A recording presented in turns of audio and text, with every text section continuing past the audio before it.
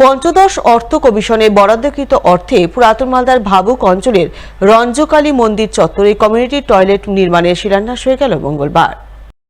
নারকেল ফাটিয়ে আনুষ্ঠানিক শিলান্যাস করলেন জেলা পরিষদের সদস্য নাইকি হাসদা। এছাড়া উপস্থিত ছিলেন পঞ্চায়েত সমিতি প্রাক্তন সভাপতি সহ অন্যান্যরা।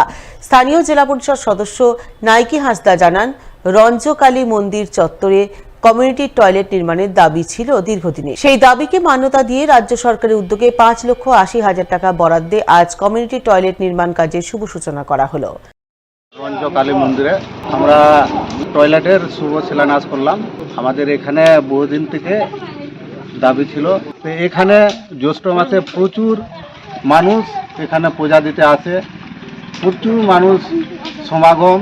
আমি কমিউনিটি টয়লেটটা আগে করব, তারপরে আপনাদের জন্য আমি বিশ্রাম ঘরটাও চিন্তা ভাবনা করে আমি আপনাদের সেটাকে প্রপোজাল পাঠাবো, সেটাও আমি তাদের জন্য করে দেব। অন্যদিকে এদিনই বেহাল দশায় ধুঁকতে থাকা চাঁচলের শিবপদ লাইব্রেরির শিশু উদ্যান সংস্কারের কাজে শিলান্যাস হয়। আনুষ্ঠানিক শিলান্যাস করলেন চাঁচলের বিধায়ক নিহার রঞ্জন ঘোষ। এছাড়া উপস্থিত ছিলেন জেলা পরিষদের সহকারী সভাধিপতি রফিকুল হোসেন, চাঁচল 1 নম্বর পঞ্চায়েত সমিতির সহকারী সভাপতি জাকির হোসেন সহ অন্যান্যরা।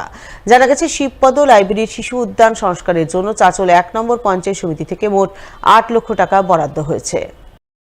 ইচ্ছা ছিল অনেকদিন ধরেই, যবে থেকে আমি পঞ্চায়েত সমিতি দিয়েছি যে চাঁচলে পার্কটাকে নতুন করে ইনগ্রেশন করবো বাচ্চাদের খেলার জন্য।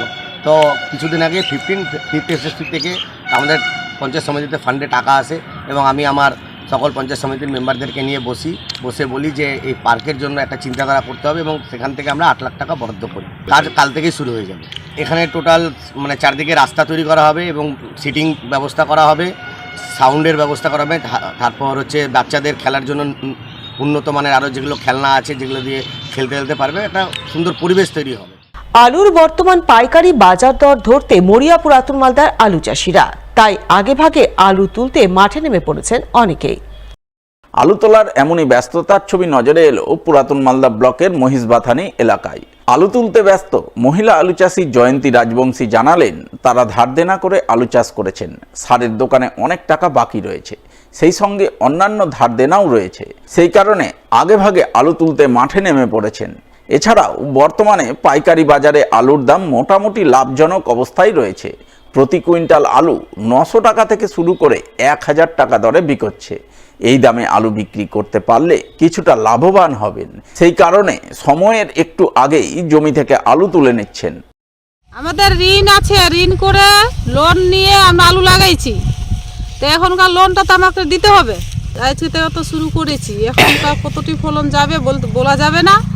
100 প্যাকেটও হতে পারে বা 90 প্যাকেটও হতে পারে। আমরা বলছি যে 1000 টাকা থাকতে গেলে চাষিরা কিছুটা বাঁচবে, আর যদি 600-500 যদি হয়ে যায় তাহলে চাষিরা মানে লসে ভুগবে।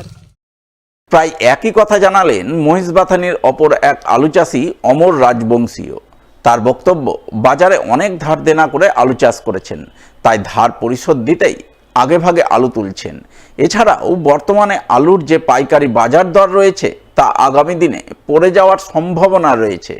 তাই বর্তমান বাজার দরে আলু বিক্রি করতে এখন কিছুটা আলু তুলে বিক্রির জন্য হাটে নিয়ে যাচ্ছেন। সারের ডিউ হয়ে আছে, তোমার বিষ, নানা রকম বিষ। এবার যে ধসার তোমার হাওয়াটা গেল, ধসা থামানো যাচ্ছে না, ধসার বিষ স্প্রাই নানা রকম ঋণে আমরা পড়ে গেছি। এখন ঋণ শোধ করার জন্য কিছুটা আগে আমি তুলছি। এরকম তো রেট আজকের বাজার 900, 850, 950, 1000 অবধি গেছে হাটে। মনে তো হচ্ছে না, এখন তো ধরে নাও হাটে অতটা মালই নামে না। ধরে নাও 100-এর মধ্যে 50% মাল নামে না। তার মধ্যে তো এরকম দাম। এর আগে তো দামটা ভালো ছিল, এখন আজকে বাজারটা কেটে গেল, তো মনে হচ্ছে না যে থাকবে দাম।